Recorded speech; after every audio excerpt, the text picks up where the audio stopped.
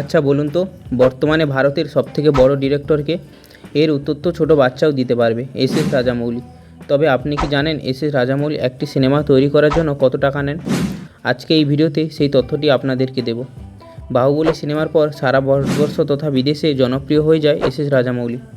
বাহুবলী 1 সিনেমার জন্য তিনি টাকা নিয়েছিলেন 28 কোটি টাকা। 2 বছর পর রিলিজ হয় বাহুবলী 2 এবং এই সিনেমা বক্স অফিসে আগুন ধরিয়ে দেয়। ব্যাস, এবারে আসে আসল টুইস্ট। এই সিনেমার জন্য রাজামৌলিকে 1/3 প্রফিট শেয়ার দেওয়া হয়েছিল, যা প্রায় 100 কোটি টাকার কাছাকাছি।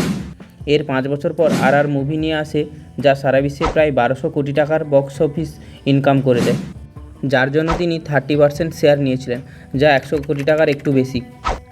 আর একটি তথ্য দিয়ে যাই, সম্প্রতি ব্রহ্মাস্ত্র সিনেমার প্রমোশনের জন্য তিনি 10 কোটি টাকা নিয়েছিলেন। তাহলে শুধু হিরো নয়, ডিরেক্টরও হলে আপনি কোটি কোটি টাকা ইনকাম করতে পারবেন। এরকম আরও তথ্য পেতে আমাদের চ্যানেল সাবস্ক্রাইব করুন।